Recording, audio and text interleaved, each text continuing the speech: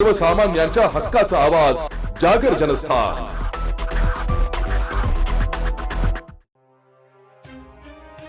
आज गुरुवारी दिनांक 12 डिसेंबर 2024 पासून साई मंदिरात हार व फुलांना व प्रसाद नेण्यास प्रवेश सुरू झाला आहे। साई भक्त आता साई मंदिरामध्ये हार, फुले व प्रसाद मनोभावे नेऊन साईबाबांना अर्पण करणार आहे।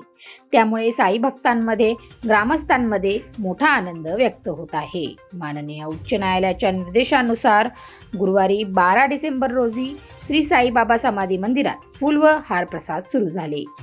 आज मान्य खासदार डॉक्टर सुजय विखे पाटील यांनी श्री साईबाबांच्या समाधीचे दर्शन घेऊन हार, फुले अर्पण केली। यावेळी श्री साईबाबा संस्थानाचे मुख्य कार्यकारी अधिकारी बाळासाहेब कोळेकर, उपमुख्य कार्यकारी अधिकारी संदीप कुमार भोसले, प्रशासकीय अधिकारी प्रज्ञा महांडुळे, मंदिर विभाग प्रमुख विष्णू थोरात, साई संस्थान सोसायटीचे चेअरमन विठ्ठलराव पवार आदी उपस्थित होते। मंदिरात डॉक्टर सुजय विखे पाटील तसेच प्रशासकीय अधिकारी बाळासाहेब कोळेकर, उपमुख्य कार्यकारी अधिकारी संदीप कुमार भोसले, प्रशासकीय अधिकारी प्रज्ञा मंडळे, मंदिर प्रमुख विष्णू थोरात, जनसंपर्क अधिकारी तुषार शेळके, साई संस्थान सोसायटीचे चेअरमन विठ्ठलराव पवार आदींसह शिर्डी तसेच विविध गावातील पदाधिकारी यावेळी उपस्थित होते। यावेळी डॉक्टर सुजय विखे पाटील यांनी सांगितले की माननीय उच्च न्यायालयाच्या निर्देशानुसार आजपासून साई मंदिरात हार, फुले प्रसाद सुरू झाले आहेत।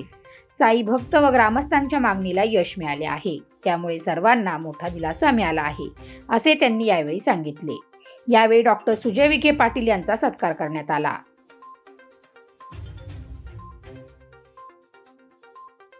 सच्चिदानंद सद्गुरु साईनाथ महाराज की जय।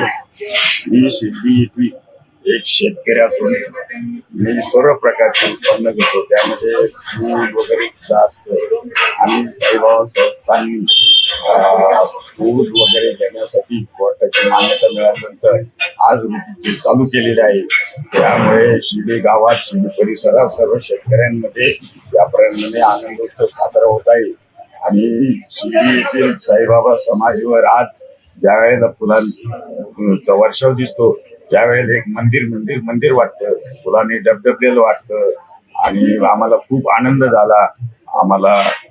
आम्ही खासदार सुजयदादा विखे असेल, आमदार राधाकृष्ण विखे असेल, त्यांच्या मार्फत हे सर्व काही जे चालू झालं त्याबद्दल आम्हाला खूप आनंद आहे। आणि त्यांनी असंच सातत्याने शिर्डी गावावर लक्ष ठेवावं हीच मी साहित्याने प्रार्थना करतो आणि थांबतो।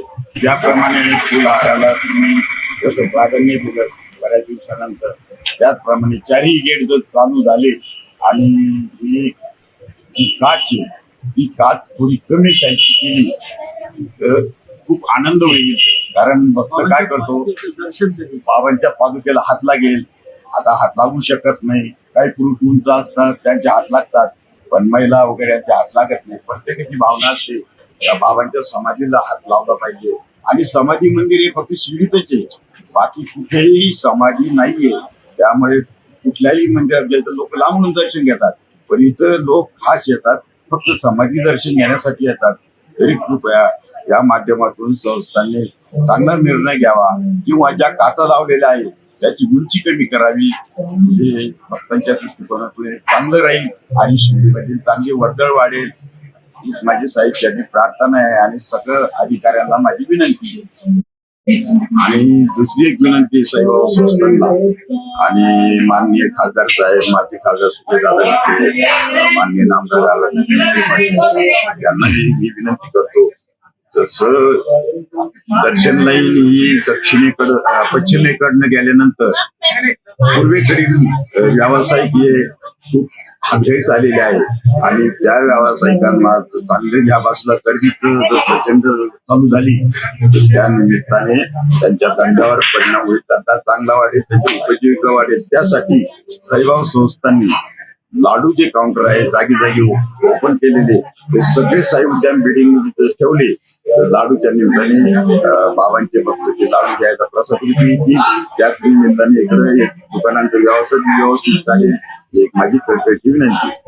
न्यायालयाच्या निर्देशानुसार अनेक वर्षाची प्रतीक्षा आणि संघर्ष तो या राहाता तालुका आणि शिर्डी मतदारसंघाच्या शेतकऱ्यांना फुलांसाठी करावा लागला। आणि संपूर्ण देशाच्या साई भक्तांच्या मनामध्ये असलेली आस्था की समाधीपर्यंत फुलं गेले पाहिजेत.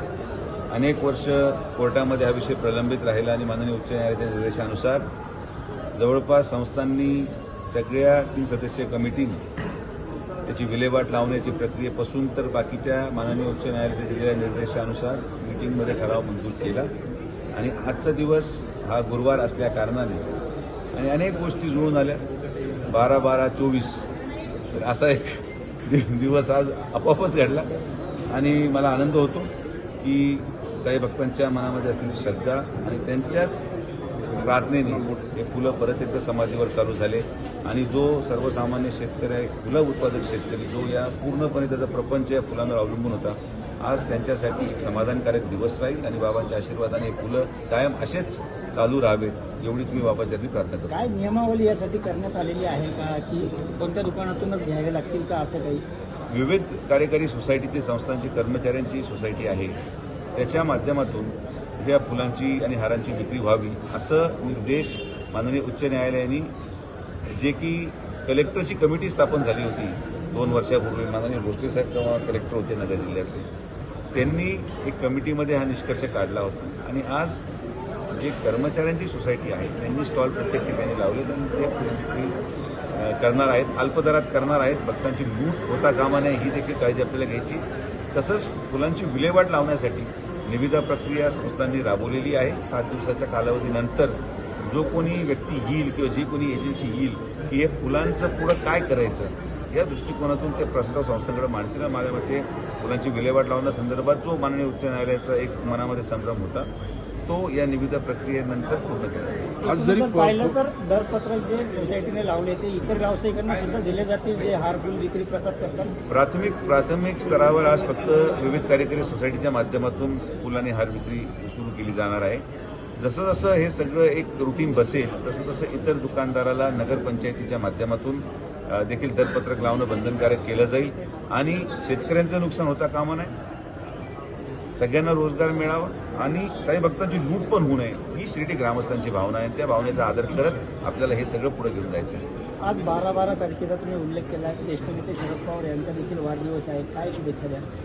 आणि आज मुंडे साहेबांची पण स्वर्गीय मुंडे साहेबांची जयंती आहे, मला इथून परळीला जायचं आहे, त्यामुळे आम्ही सकाळी लवकर आलो. आणि आदरणीय शरद पवार साहेबांचाही वाढदिवस आहे, तर त्यांची तब्येत अतिशय चांगली राहावी आणि अशाच प्रकारे त्यांनी महाराष्ट्राला मार्गदर्शन करत राहावं.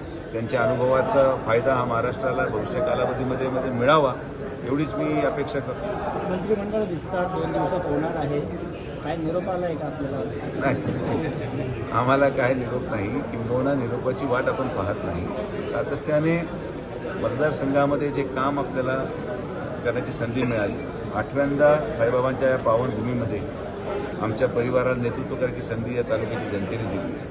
आणि प्रत्येक मिळालेल्या संधीचा लाभ हा सर्वसामान्य जनतेला देण्याचं काम माननीय नामदार राधाकृष्ण विखे पाटील साहेबांनी केलं. अगोदरही आम्ही कधी काही मागायला गेलो नव्हतो. आम्हाला पूर्णपणे विश्वास आहे आदरणीय प्रधानमंत्री गृहमंत्र्यांवर आणि ज्यांच्या नेतृत्वाखाली आम्ही या निवडणुकीला सामोरे गेलो आणि ज्यांच्यामुळे खरं आम्ही भारतीय जनता पार्टीमध्ये आलो असे आमचे नेते, राज्याचे मुख्यमंत्री माननीय फडणवीस साहेबांच्या नेतृत्वावर आम्हाला विश्वास आहे. आणि फडणवीस साहेबांनी सातत्याने आम्हाला न्याय देण्याची भूमिका ठेवली आणि यापुढेही आम्हाला आशीर्वाद देतील अशी अपेक्षा आहे. आमदार नितेश राणेंनी जे वक्तव्य केले लाडक्या बहिणीच्या बाबतीत काय वाटतं? नाही काय मी काय मुस्लिम तिसरं अपत्य असेल तर योजना त्यांना लागू. लाभ देऊ नये असं हा काय फक्त मुस्लिम समाजापुरता विषय मर्यादित नसून कदाचित केंद्र सरकारलाही मी या ठिकाणी विनंती केली होती. जनसंख्या किंवा लोकसंख्या ही नियंत्रणात आणणं ही काळाची गरज झालेली आहे. आणि म्हणून जसं अनेक राज्यांमध्ये आता हा ठराव जागर जनस्थानसाठी हेमंत शेजवळ, शिर्डी.